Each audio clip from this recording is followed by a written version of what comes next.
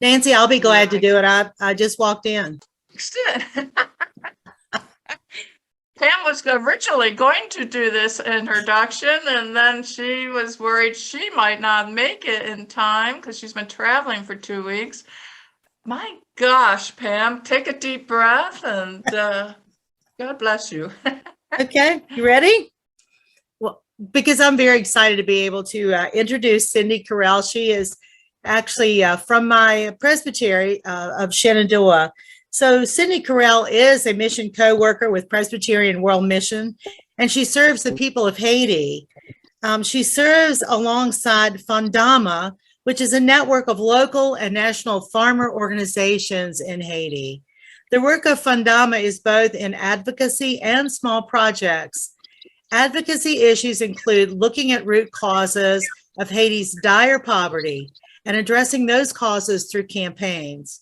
Cindy works through Presbyterian Hunger Program.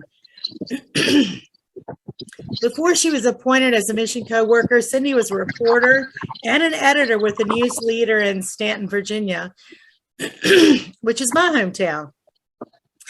Through serving as a youth advisor at Tinkling Spring Presbyterian Church in Fishersville, Virginia, she became very passionate about mission both inside and outside the church.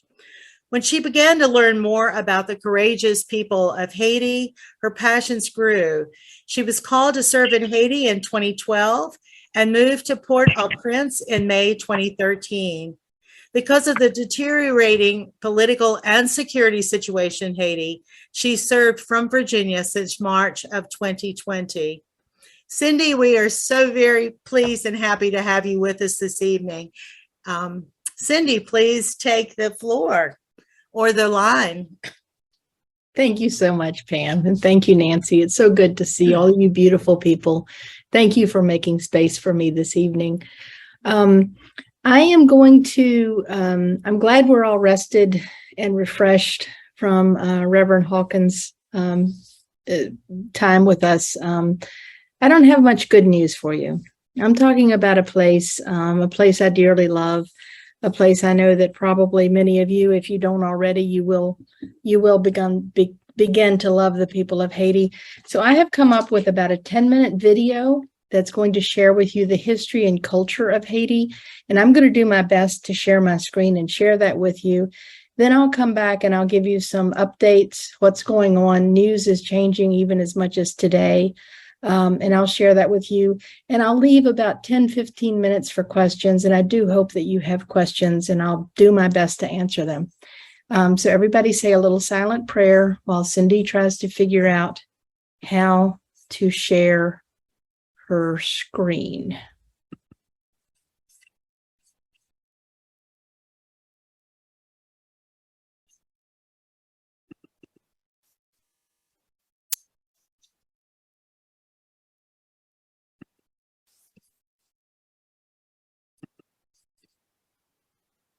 And the music should come through, and the voice, I hope so. So somebody please give me a heads up if you do hear what's going on.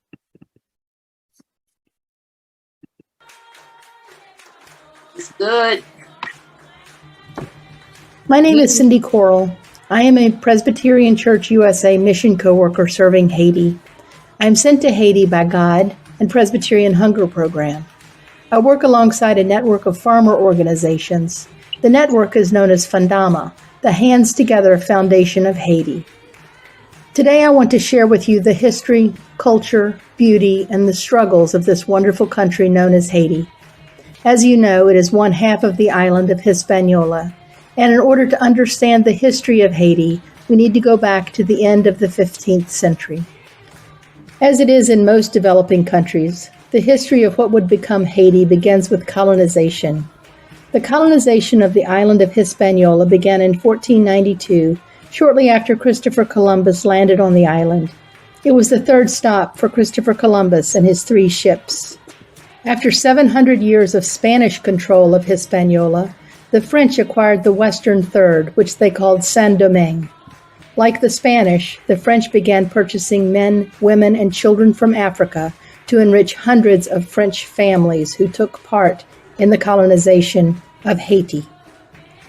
Those who were enslaved resisted slavery in every way possible.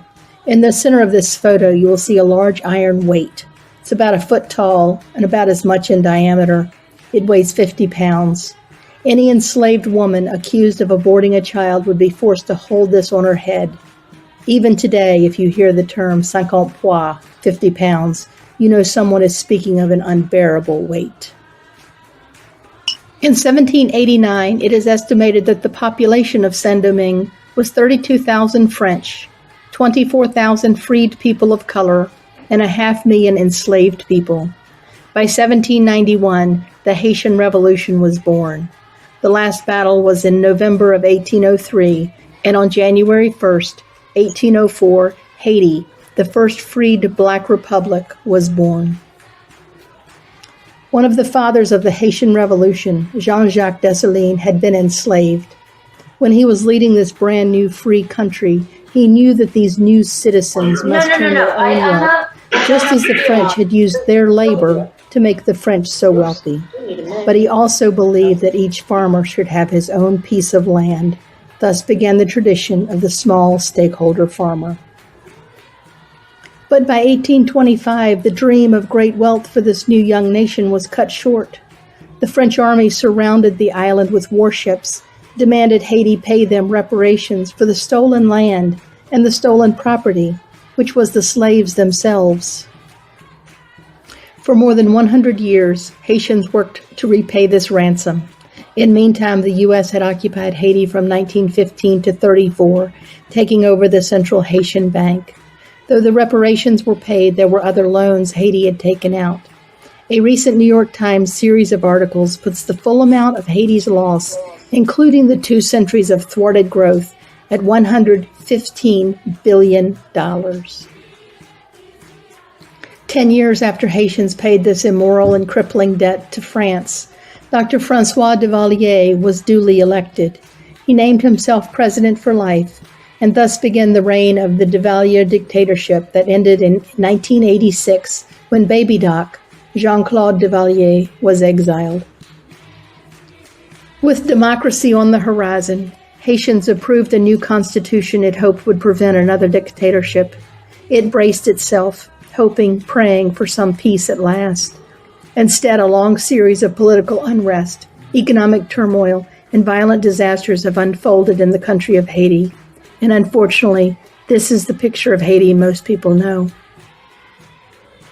The situation in Haiti today is as dire as it has ever been. Today, Haiti leads the world in kidnappings. More than 200 people were kidnapped in May alone. Gangs once used by wealthy families and politicians to control the population now work for themselves.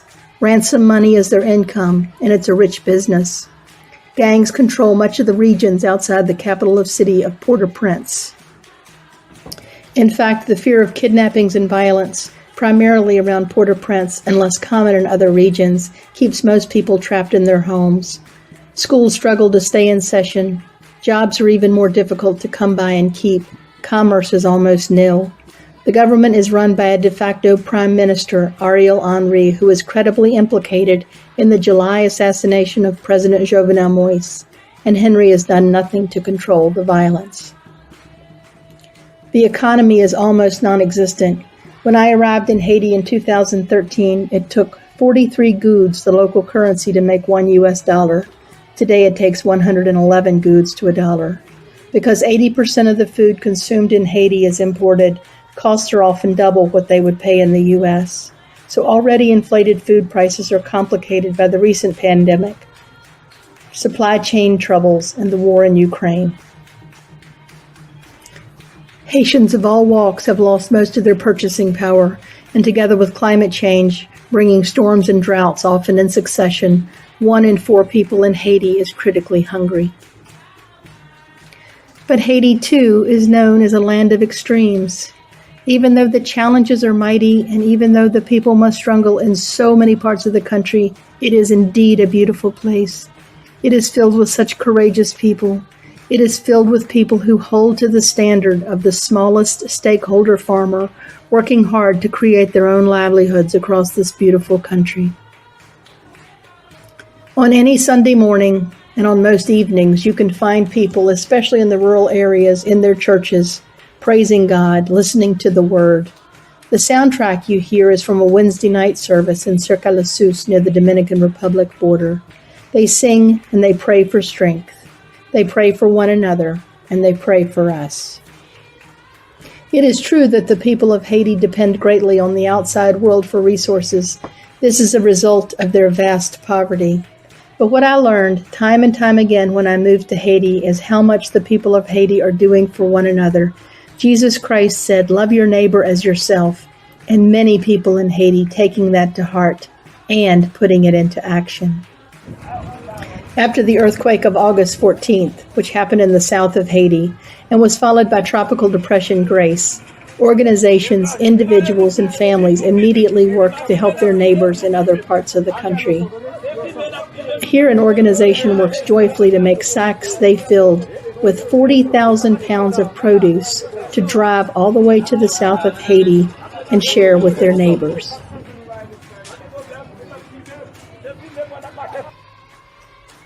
When I first moved to Haiti in 2013, my supervisors asked me to live with a rural family. I would learn culture and language and how people lived. I lived with the family of Luc Celestin, Papa Luc. Here he's helping his oldest grandson get ready for church. In this family is where I learned the ways that the people of Haiti help one another. My work is as a companionship facilitator with a network of farmer organizations across the country. Women like these are among the many people I'm able to meet to learn how they are living, how they are working together, both in small projects to help one another's families, but also the work they do in advocacy. Fundama, the Haitian acronym for the Hands Together Foundation of Haiti, is active in 9 of the 10 departments. We are working in advocacy, looking at root causes of poverty, traveling to network with one another, as well as network with the national government when that is possible. Fabienne Jean is the coordinator of Fundama. Here she is with a delegation from the Presbytery of the James, one of Fundama's most stalwart partners. She's listening as translator Mark Charles translates her words back to the delegation.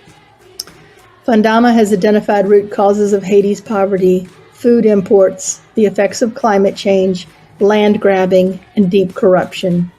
These are all reasons that the people of Haiti live in such poverty, and to combat these causes, we respond with advocacy campaigns, both with the local government and foreign governments looking at policies, including from the United States. Though I am far from home, I carry the warm spirit of Haiti with me. This is a young man who lives near my home in Port-au-Prince. This is the joy of Haiti. And this young man at 21 is ready to become part of the solutions to work together with other Haitians to make the abundant life Jesus Christ promised all of us a reality in Haiti. I am so grateful to Presbyterian women of the Synod of the Mid-Atlantic for inviting me into this space. Please know that the people of Haiti appreciate the work of all Presbyterians, understanding the ways that we work together, listening first to our partners and coming alongside. Please do not hesitate to reach out if there's any way that I can answer other questions or be part of your discernment as you work in the world through mission. Thank you again. Merci en pile.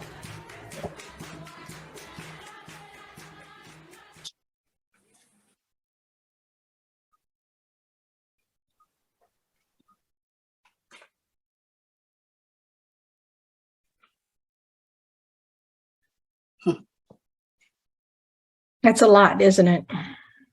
There's a lot of story there. As Pam mentioned, I'm here in Stanton. I've been here in Stanton for, I came out of Stanton. I came out of Haiti in September of 2019 because of the great unrest that was going on. It's been hard and heavy and getting worse, getting a little bit worse every month since 2018. So I came back from Haiti in September of 2019. Things had cleared up a little bit, and I made it back home on March 6, 2020, and then the pandemic hit. So 18 days later, I ended up back on a plane back to Miami and then up to Virginia. First of all, I just want to say that, I talked a little bit about Fundama, our network of farmer organizations. And I'm really grateful. I just wanted to point out that already, because I know that you all have been promoting the idea of our garden project, which I'll go into. We already have several $100s from the Presbyterian Women of the Synod of Mid-Atlantic. So thank you so much. And I do appreciate that. I wanted to catch you up a little bit. You might, I don't know if anyone had seen the series of stories that was in the New York Times that talked about these reparations to the people who had held human beings in bondage. It's a remarkable story, and it is the basis of the reason why hasn't Haiti ever been lifted up. So much like our neighbors in the Dominican Republic have been able to make some sort of a life for themselves, although poverty is very high there as well. One of the issues that has been going on, in addition to the kidnappings and the hunger issues and the effects of climate change, which is hurting the ability of the small stakeholder farmers to raise their own food. In some parts, in some areas, the gardens are okay, but in some areas it's pretty dire. But the people who, and I know that you saw the news from, was it last October, in Del Rio in Texas, when the migrants who had come up from South America and they'd made it all the way to Texas and they wanted to get in. And there was a horrible, horrible greeting for these people who had come in. And most of those folks were Haitian. They had begun leaving. They had begun leaving in every way possible from Haiti. And Chile and Brazil had invited Haitians in for some time, given them the opportunity to come in and then get their visa.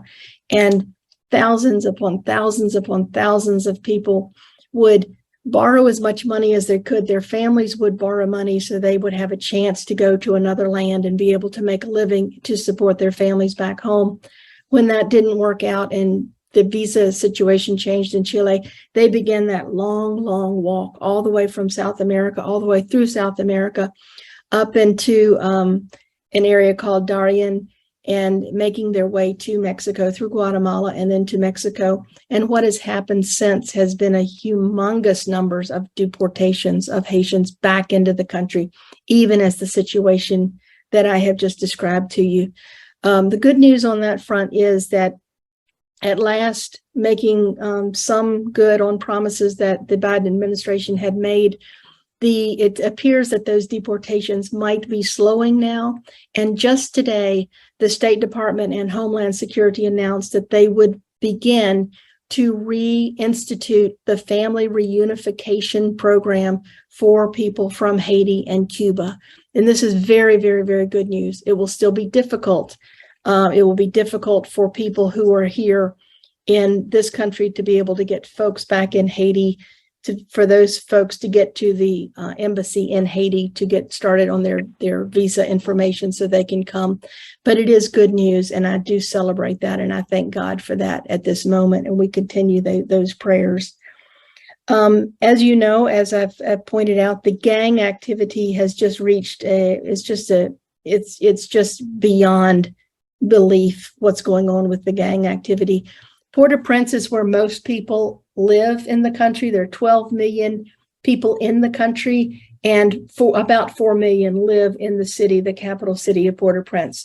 On the southern end is an area called Martissant that has been blocked for about a year and a half because of the gang activity.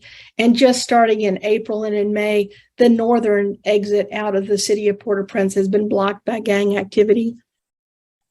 I know that the State Department, and I work very closely with the Office of Public Witness that Jimmy Hawkins was talking about, worked very closely with them. I also work closely while I'm here in the country. Back in the United States, I work closely with the Haiti Advocacy Working Group. We are in touch very often with the State Department, with other agencies, trying to get information out and trying to work toward it's that advocacy work by much stronger advocates than myself that got this family reunification program started. As I pointed out in the video, the people of Haiti are amazing.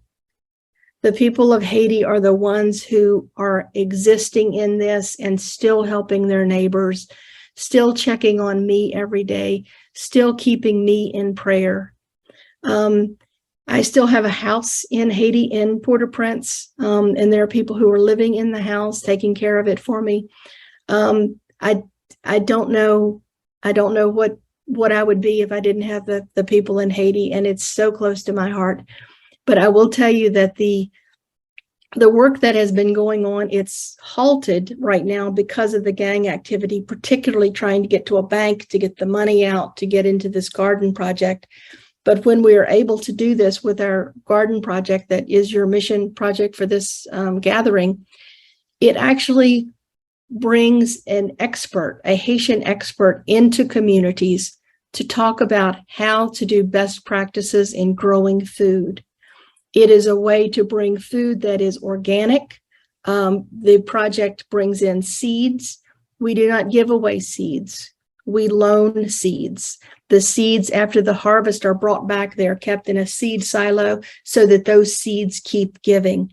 And the best news that I can give you from any of that is after Hurricane Matthew in 2016, and we are greatly aided not only by Presbyterian Hunger Program, but Presbyterian Disaster Assistance. So when you get to your special offerings in your churches and in your presbyteries, and they talk about the special offerings that go to Presbyterian Disaster and Presbyterian Hunger Program, that is what keeps Haitians alive. Presbyterian Disaster Assistance came through with a Fundama grant. We had made this proposal, and they made the grant for $152,000. We were able to go into 8 communities in 2 different departments. It was the department called the South Department and then the Department of Grand Anse. And in both of those departments, in 4 communities in each, people were able to come in to hear courses. They were able to hear from agronomists. They were able to hear from experts. They were able to hear from people who were talking about climate change. Now, we don't need to, we know what climate change is. And I can tell you that Haitian farmers know that when they had been planting a crop at a certain time and something else, and they plant it one year and everything falls apart. So these best practices are about keeping track of what's going on, making sure you're changing your growing seasons as you can get the best yield. They learned how to take a seed and learn the viability of that seed. They learned about agroecology. And then after the gardens were planted and all of the seeds had been distributed, they learned, they had training on nutrition, how to make sure that they were getting the best use out of what they were doing. But this is the part that makes it particularly Haitian. My dear friend Fabienne Jean had been there many times. And she was in this area. I would travel a couple times, but she was there quite often. And she would go into these communities and talk to these people in peasant organizations, farmer organizations. And she would say, I don't want you to think that people in Presbyterian churches just have this money sitting on a shelf to give you.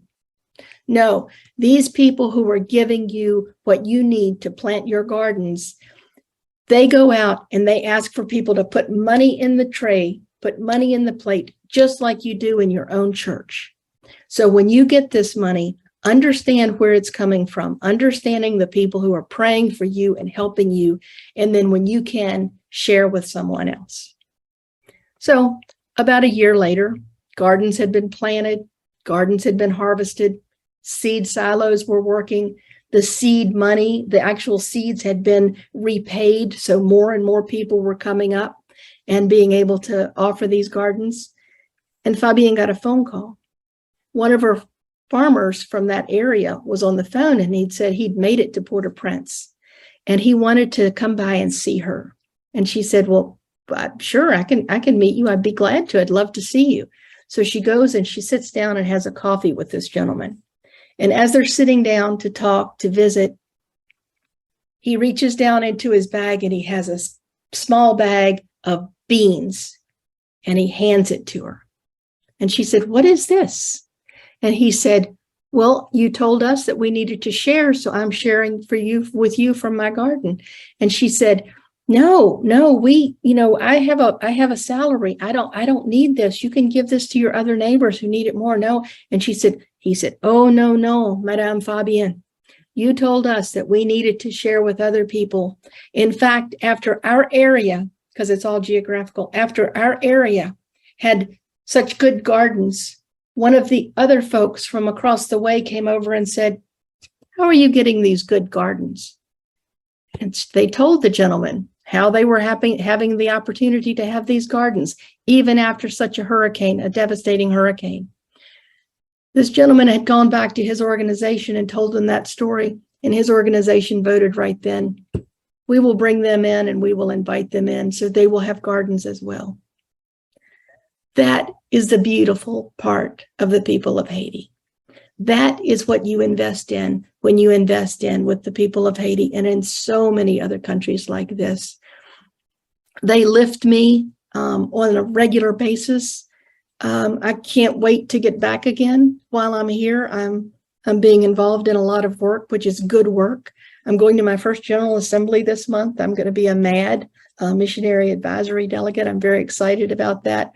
I have the opportunity to work at Massanetta Springs. Colleen Earp had invited me because they needed another instructor. So I'm going to get to work with middle schoolers at the middle school conference and talk about Haiti and talk about advocacy. My life has been made so much better by Haiti. The people of Haiti suffer every day. The people of Haiti pray and work together and do their best in spite of all of it.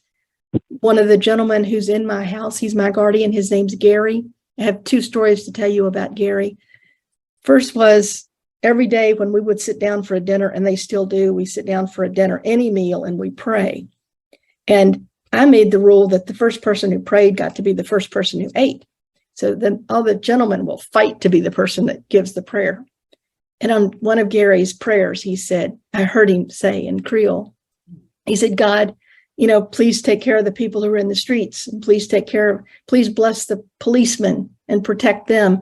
And please bless the people who are working in the streets and who have to get out. And please bless the bandits, God, because, well, And my other story about Gary is that every single day on my cell phone, on WhatsApp, every single day, I get a message from Gary. It's a voicemail, and every day it begins with, and they call me Marin. I think that's the word for godmother, but he'll say, Marin, how are you today? We are well. We went to sleep. We woke up, and we said, thank you, God. Every day of my life, if I'm there, if I'm here. And I am just so grateful for the opportunity. I'm grateful for all the ways that people in Presbyterian Church USA support our ministries there. I appreciate you taking your time on a late Friday evening to hear these stories. It is a story of despair, but it is not a story of hopelessness. And I would love to hear any questions that you have. And I saw the note about Mountains Beyond Mountains. Excellent, excellent, excellent book. But I will warn you that I read that book and then I went to Haiti to live. So just be careful when you do that.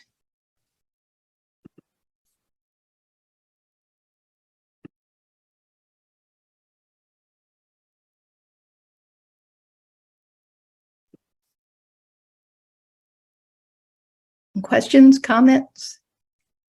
Cindy, has there been any talk about getting France to repay the reparations?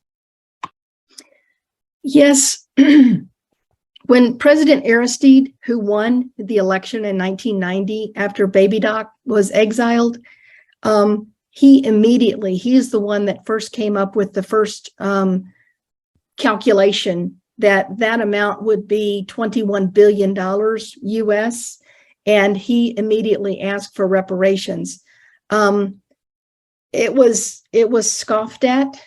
I don't want to talk politics in my country or in my other country, but Aristide came out and asked that, and he did not do well on the public stage, either in Haiti and in the world stage.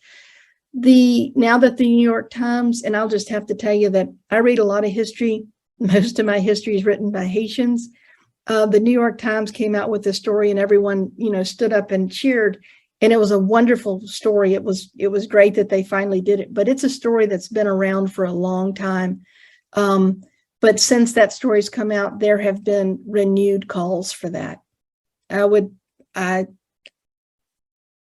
If ever there has been a case for reparations for the sins that we have done from the colonists to any other nation and to any other people, including our first Americans who were here before we got here, the fact that the people of Haiti who had won their own freedom had to pay their own reparations, it's the strongest case I know of. It is reprehensible. I've been to Haiti on about a 10-day mission trip. Yeah. We went to the St. Joseph's Home for Boys when they were rebuilding after the earthquake. Not the most recent one, the one right before that. Yes. And I wondered, have you met Peter Grafe? Did you ever meet Peter Grafe? Peter de Graaf? Yes, Peter. Yes. Peter. I think he lived on La Gonave and in Port-au-Prince and passed away, I think, 5 years ago. About that time. Yeah. Peter de Graaf was a gentleman who took the idea of accompaniment and being a part of a culture more deeply than any human being I've ever known. He's a member of our church. Yeah, he was? Yes. So, I had a personal relationship with him. Yeah, I have met him. I met him at the Fundama building. I met him at the Fundama I know he offices worked when with came through. Fundama. Yeah. Yeah, he had a real big agronomy program on La Gonave. He did, and he learned from Haitians, and then he used his own resources to spread that word. Well, I will tell you that a dear friend of mine who was a member of Fundama on the island of La Gonave, when I asked him if he knew him, his name's Luxo, and I said, "Did you know Peter?" And he said, "Know him. I was his disciple." Mm-hmm. He had many. Yeah, Yes. and Madame Fifi and her fête pauve every Christmas. We would always fund that from our church. Oh, that's wonderful. Peter's a true accompaniment, as you say. A true humble servant of God. He's a man. model. He's a model for all of us. Wonderful man. And it is just Grafe. It is Grafe. Graeff. Okay. Just Peter Grafe. Peter Grafe. It's nice to know that you've met him, and I can attest that you're right about the people of Haiti are so kind and wanting to help others. It was pretty amazing. They found out my husband and I were there together with the group, and they found out it was our anniversary and bought us flowers. Mm-hmm. I took a group from Tuscaloosa, way, way, way up in the mountains.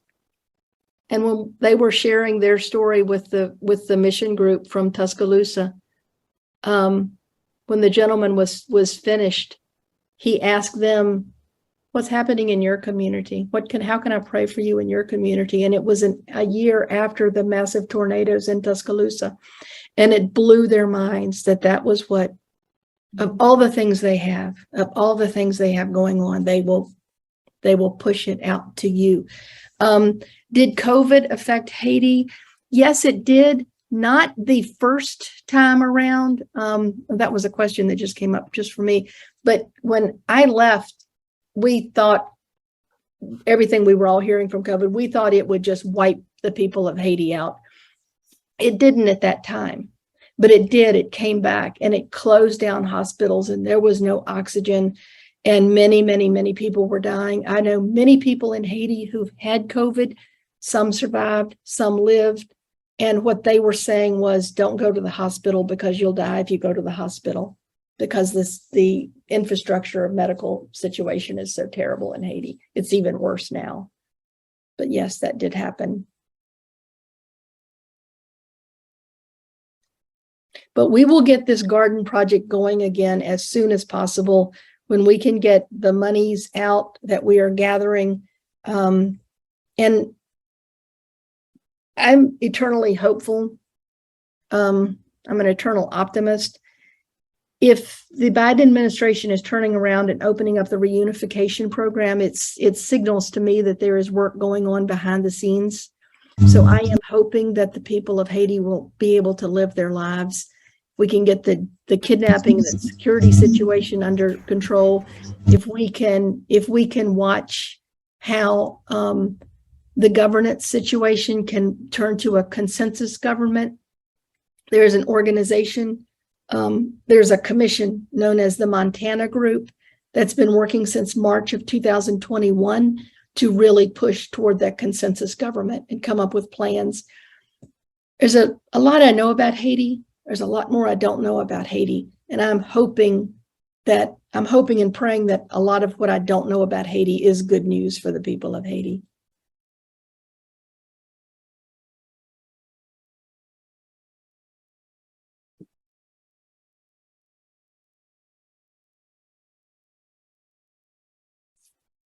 Cindy, I'd just like to say thank you so very much for your taking time tonight on a Friday night. And we certainly appreciate hearing the real stories about what's happening in Haiti, and pray for you and your work as well as the people in Haiti.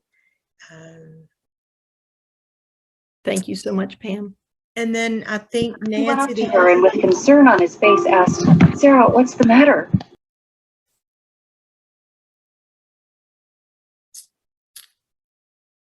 and then the Not sure who was- information for supporting the mission project, which is Fundama, was sent out in all of the registration information. Nancy. It's also in the chat, and it'll come back out again. There'll be a post emails and information, and certainly it's not going to go away on Facebook. So if you're on Facebook, we will now be keeping Cindy and the Haitian people on our Facebook page periodically, doing updates with that. So, but it is in the chat, and it will be sent out again. Like I said, after I have my little Sabbath for myself. And are Well, there thank any you so other much. questions? Cindy, I worry about your safety. Is that something that do you have like a big amount of money back here in the United States that they'd love to kidnap you? Or, I mean, I'm being kind of silly, but no, I do worry about your safety as well. Yeah, well, I appreciate that question. One of the reasons I live in a community, I live in like at 4 o'clock in good times, sometimes in bad times. At 4 o'clock every afternoon, the whole neighborhood is just rocked with noise because there's a soccer game that goes on. Where I live on my street, it's a flat area. So I live in a community. There's a house on one side, a house on the other side. Of course, we have gates. I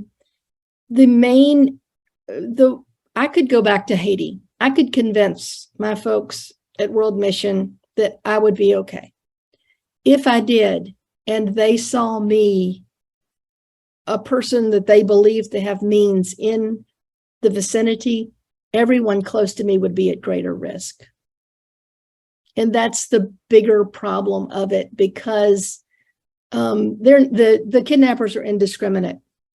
The kidnappers, they've taken school children, they've taken older people, we just had kidnappings with 3 Turkish women. And of course, you know the story of the 17 missionaries. So Americans, Haitian Americans, Turkish people, French people, a French priest, it's indiscriminate at this point. So my major concern for not being there, I won't put my friends on Facebook. I don't want them showing up on Facebook on my page. So that's the bigger concern. Even before I was evacuated, and if you think World Mission holds things pretty tight, I was only allowed to go out if the taxi or the vehicle picking me up came all the way inside the gate. The gate was closed and locked. I got into the vehicle, the gate opened, and I left. And then when I came back, I had to come in the vehicle, couldn't get out until the gate was locked. And this was Gary. This was my family. They take no chances. And when I say how much I love the people of Haiti, that's just a drop in the bucket of the way I am loved in Haiti, for nothing, for being. And it is just the reality. And I know that's not just Haiti, it's in so many of these poor countries. But I just wish people would understand, when we talk about migration, when we talk about immigrants, when we talk about people trying to get into the country for asylum, I wish people could understand who they're talking about and how hard they work once they get here. One quick story I will tell you about family and small world is that when I was living with Papa Luke, I took that picture of Papa Luke with his little boy Barnes, his grandson, and he was sitting up and Papa Luke was putting his shoes on, getting ready for church. That picture was chosen to be on the Presbyterian Mission Agency yearbook, which I don't think they have the actual book anymore. But we used to have that book, and it was published, and that picture of Papa Luke was on the cover of it. Well, a member of the Presbyterian Church had ordered it, and it was sitting in her nursing home on her table beside her bed in her nursing home. And the woman who came in to help her, the woman who was employed there, said, "Where'd you get a picture of my Uncle Luke?" Because there was somebody who was living here and working here, and it was somebody from the Celestine family who had already migrated and immigrated and come to the country. So it is a small, small world, and the people of Haiti are. All I ask is that you pray for justice and for peace for our dear friends there, and just to love yourselves and love God and just do as much good as you can in the world. So thank you all, and thanks for having me. I really do appreciate that. Presbyterian Women has been good to Haiti. You've done a number of projects that have made a huge difference, and I appreciate Presbyterian Women. And ladies, if you need a program for your presbytery or your churches, Cindy's available. Just connect with her. And what a wonderful program that you could have, a potluck if you're in person at your churches. But as you can see, she does a nice job as a Zoom presenter as well. So please, let's spread the information out wider to the churches of the Citadel of the Mid-Atlantic. We really appreciate your being here, Cindy. Thank you Sure. Thank you so much. I love to talk about Haiti so much so that my family at times will say, "Don't you have a church you need to go to?" Because I will talk about Haiti all day, and I will stop now. But thank you. Thank you for listening. Thank you very much. Nancy, Yes, this is Evelyn.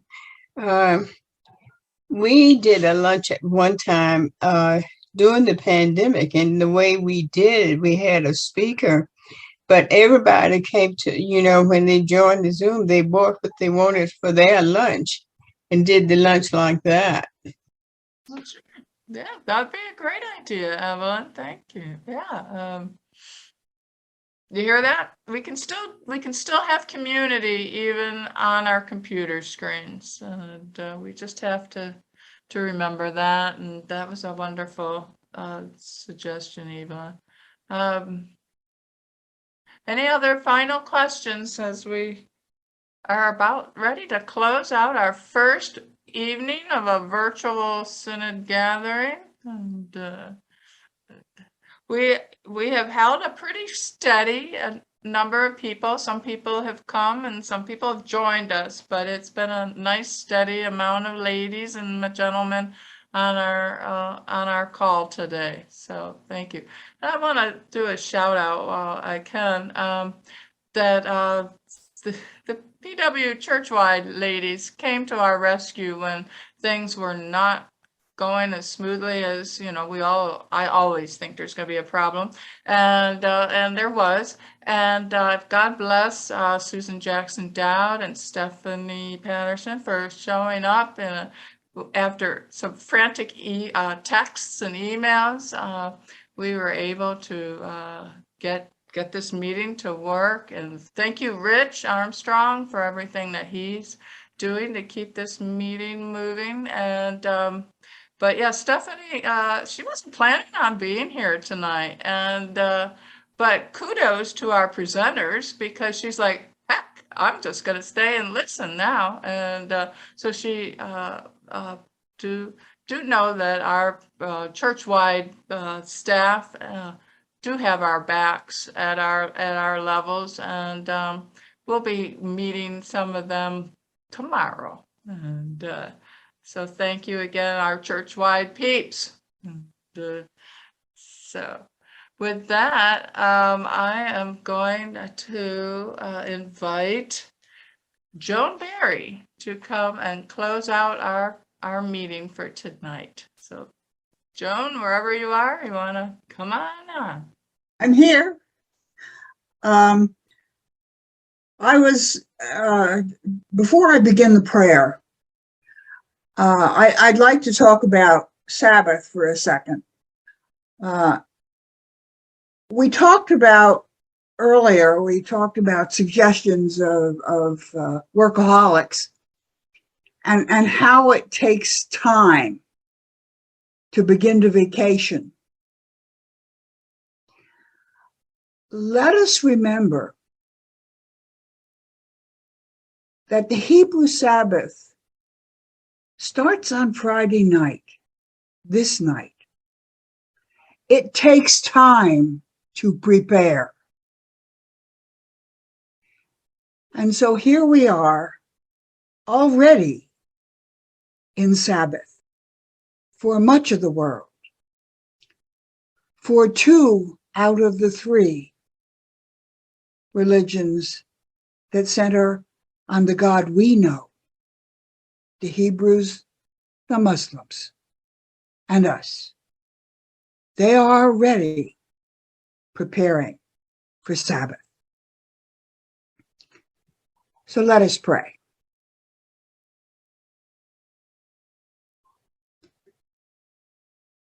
Dear God, teach us to breathe. Breathe intentionally.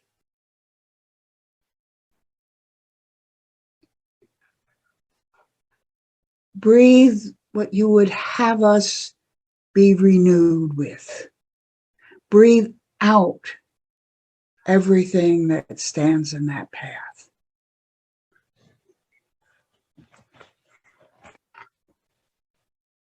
We have learned much today.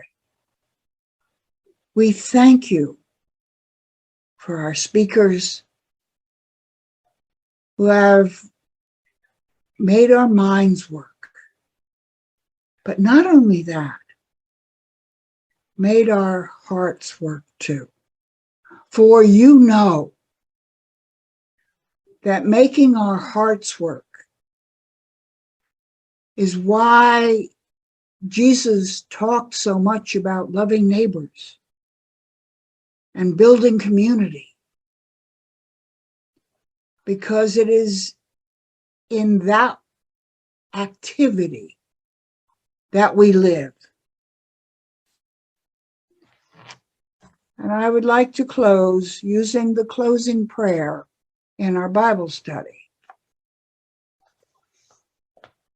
which says, "Thank you, gracious God, for the gift of your Sabbath. May all we have learned be embodied in our lives as we seek to share your gifts of rest and delight. Bless us and keep us on our continuing Sabbath journey, and bring us at last to your eternal Sabbath. Amen." And now, as we end our evening, and we put the Christ candle to sleep, let us remember that our God neither slumbers nor sleeps. Amen.